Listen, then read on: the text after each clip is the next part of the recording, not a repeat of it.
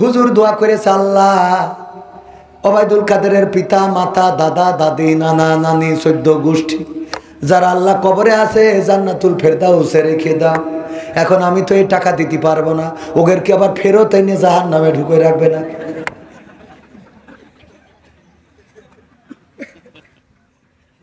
এমপিরা সব কোথায় গেল? মন্ত্রীরা সব কোথায় গেল? কোথায় কাদের কাকা? তাদের সারা দেশটা এখন লাগে ফাঁকা ফাঁকা।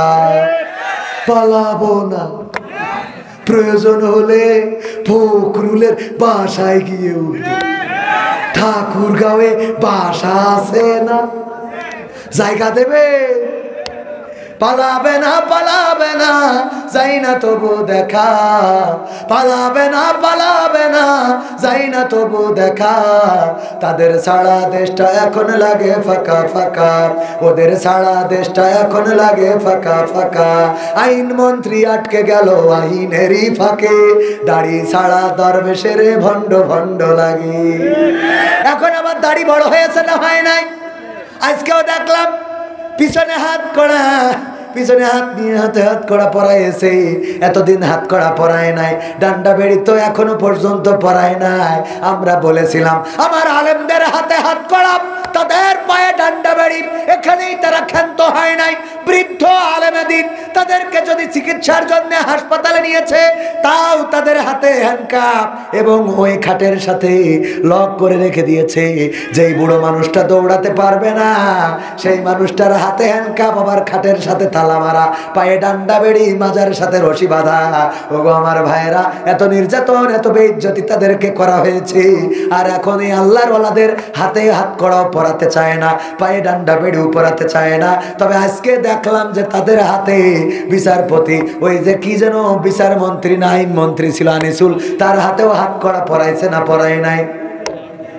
আন্দোলন যদি অব্যাহত থাকে তাইলে শুধু হাত করা নাই, যারা কোরআনের খাদেমদেরকে ফাঁসির কাজটা ঝুলিয়ে এই দুনিয়া থেকে বিদায় করেছে, আল্লাহ তাদেরকে এর থেকে বড় বেইজ্জতি করবেন।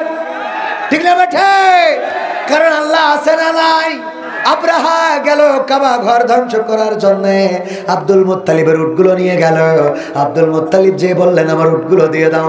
আব্রাহা বলল, অবাক হয়ে গেলাম, ওগো আব্দুল মুত্তালিব, তুমি এসে তোমার উটগুলো চাইলা, কিন্তু আমি শুনেছি তুমি কাবা ঘর দেখাশোনা করো, তুমি কাবা ঘরের রক্ষণাবেক্ষণকারী, অথচ তুমি কাবার ব্যাপারে কোনো কথা বললা না। বলল, আমি কেন কথা বলবো? কয়, কেন বলবা না? কারণ কাবা তো তোমার দায়িত্বে রয়েছে, কাবার চাবি থাকে তোমার কাছে। কয়, আমি কাবার চাবি বহন করি, আমি ঝাড়ু দিই, আমি সেখানে পয় পরিষ্কার করি, কিন্তু কাবার মালিক আমি না। আমি ছিলাম উটগুলোর মালিক, এই জন্য আমি তোমার থেকে উটগুলো নিতে এসেছি। কাবার মালিক হলেন আল্লাহ, আল্লাহর যদি প্রয়োজন হয় তোমার থেকে কাবাটাও রেখে দিবেন। আল্লাহু আকবার! বিশ্বাসটা কেমন? আমি উটের মালিক, উটগুলো দিয়ে দাও। কাবার মালিক আমি না, কাবার মালিক কে? আল্লাহ কাবার মালিক। সুতরাং সেই কাবার মালিকের কাছে, আল্লাহর কাছে আমি আল্লাহর কাছে কাবা রেখে গেলাম। কাবার গ্লাভ ধরে, কাবার দরজা ধরে ফরিয়াদ করলেন, ওগো আল্লাহ, আমার তো ক্ষমতা নাই আব্রাহার বাহিনীর সামনে দাঁড়াবো, সুতরাং তুমি আব্রাহার বাহিনী মোকাবেলা করতে পারো, তোমার ঘরের যদি প্রয়োজন হয় তুমি রেখে দিও। আমি যেমন করে উটগুলো ছাড়িয়ে এনেছি, আল্লাহ রাব্বুল আমিন যাকে যাকে পাখি পাঠালেন আর কঙ্কর নিক্ষেপ করলো, পশুর চর্বিত ভুসির নাই হয়ে গেল। সূরাটার নাম কি? সেই আল্লাহ যে আছে না নাই? সূরার নাম সূরা, কেউ কয় সূরা আলাম তারা আছে। সূরা আলাম তারা বললেও বলেন, অনেকে এই সূরার নাম বলতে পারে না, বলি সূরা ফাতিহা পড়েন, পারে না। আমি বললাম পারেন কোনটা? কয় সূরা আলহামদুল সূরা পারি। কোন সূরা? আলহামদুল সূরা পারি। বললাম সূরা ইখলাস পড়েন, কয় ওইটা হবে না। কোনটা হবে? কয় কুলহু সূরা হবে। কে সূরা? ওগো আমার ভাইরা, অনেক কথা, সব কথা শোনাতে চায়। আইন মন্ত্রীর গানটা শোনানোর দরকার আছে না নাই? ওবায়দুল কাদেরের গান শোনানোর দরকার আছে না নাই? আমার যুবকেরা এসেছে, ওদের জন্য তুমি যারা লাগিয়া এমবি ভরো তার তো বাটন ফোন।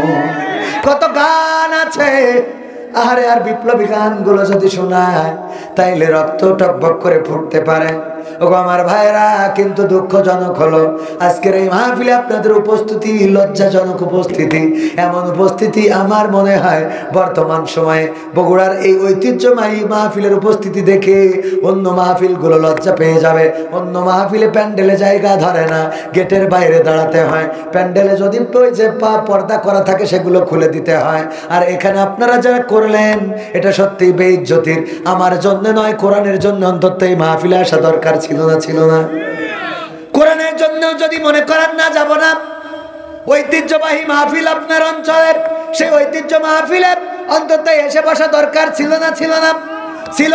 কিন্তু আমি দেখলাম যেই এলাকায় যত পরহেজগার সেই এলাকায় তত ভেজাল। কথা কয় না? মসজিদের ইমাম সাহেব ছুটিতে যদি গ্রামে যায়, ওই গ্রামে দেখবেন ওই মসজিদে ওরা দেখা যায় না। অথচ যেই মসজিদে ইমামতি করে সবাইরে বলে নামাজ পড়া যেমন ফরজ, জামাতের সাথে পড়া তেমন ফরজ। এই কথা বলবে, আবার নিজে যখন ছুটিতে গ্রামে থাকে তখন নিজের গ্রামের মসজিদেও সে জামাতের সাথে নামাজ পড়ে না। দেখেন 100টায় 10টা খুঁজে পাবেন যে ঠিক আছে, বাকি 90টা তার মধ্যে আমি একজন। আমারটা সাথে রেখে বলবো আর আমার সাথে নিয়ে গুনবেন। যা করবো অন্যায়ের মধ্যে প্রথম কাতারে আমার দেবেন, দিয়ে তারপর গুণা শুরু করবেন। এত বড় পরহেজগার না আমি, মনে করেন না। বসাইছেন সুর ভালো, কণ্ঠ ভালো, ওইটা যদি যে কেউ করতে পারে, ও আপনার হিরো আলমও যদি এসে বলে ওরও চাহিদা হবে। কথা কয় না? কারণ এখন তো কার আমল কতটুকু, এলেম কতটুকু, ওইটা দিয়ে শোনে না। শোনে শোনে আমির হামজাকে ভালোবাসে কার জন্যে? কয় আল্লাহর জন্যে। কার জন্যে? কয় না আল্লাহর জন্য ভালোবাসি। তো আমির হামজার দিন লোক বেশি হয়, বলুর রশিদ আঙ্কেলের দিন লোক বেশি হয়, বাড়ির রশিদের দিন লোক কম হয় কেন? কথা কয় না? ঠিক বলছি না? ঠিক বলছি? হ্যাঁ, তাইলে কি আল্লাহর জন্য হইলো? এ তো মিথ্যা। আমি বলি, আমার অনেকে এসে বলে হুজুর আল্লাহর জন্য আপনাকে ভালোবাসি, মুখ দিয়ে বিড়ির গন্ধ এমন বের হয় যে মনে হয় যে তুই তোর ভালোবাসাতে আমার পদত্যাগ করা উচিত। ঠিক না ভাই? ঠিক। এরম দুর্গন্ধ আল্লাহ লোক আছে না নাই? আল্লাহর জন্য ভালোবাসা বিড়ি ছাড়তে পারে নাই। ও আল্লাহর জন্য। আমি কই ভাই নামাজটা কি পড়েন? তা কয় না ভাই নামাজটা ভাই পড়া হয় না, মিথ্যে বলবো না, শুক্রবারে যাই ভাই। আল্লাহর জন্য ভালোবাসলে আপনার মসজিদে দেখা যাবে, আমার সামনে কুলাকুলি করতে লাভ নেই। কথা কয় না? আল্লাহর জন্য ভালোবাসলে তারা কোনে দেখা যাবে? মসজিদে। তার আমার সামনে ভালোবাসে, মুখের দুর্গন্ধ এত যে আমাদের ওই যে আকিস কলেজের স্কুলের ইংরেজি টিচার ছিল, এখন উনি রিজাইন দিয়েছেন। ওনার এক চাচা ছিল, আমার সাথে বলতেছে কইর ভাই একটা দুঃখের কথা বলি, আমার চাচা ছিল সমবয়সী, তো তারে বিয়ে দেওয়ার পরে চাচা একদিন বলতেছে তোরা এমন বিয়ে দিয়ে আনলি, তো চাচি তো আমার ঠোঁটে কিস করতে দেয় না। কি করতে দেয় না? মানে চুমো খাইতে দেয় না। পাবো এটা কি খারাপ কাজ? স্ত্রীর ঠোঁটে চুমো খাওয়া সোয়াব, বলেন সুবহানাল্লাহ। সেদিন দেখলাম কোন হুজুর বললো যে নিচের ঠোঁটে, আমাদের শরীফুল ইসলাম ভাই বললো যে নিচের ঠোঁটে চুমো খালি নাকি একটা কবুল হবে, সোয়াব হবে। তা আমি খামাকা এবার নিবন্ধন করেছি। ওটা নিবন্ধন করার পরে শুনেছি 6 লাখ টাকা খরচ করে আমার যাইতে হবে, এখানে বাড়িতে রয়েছে। তো নিচের ঠোঁটে দিন 2, 10টা 5টা হজ হয়। ঠিক না ভাই? ঠিক। কথা কয় না।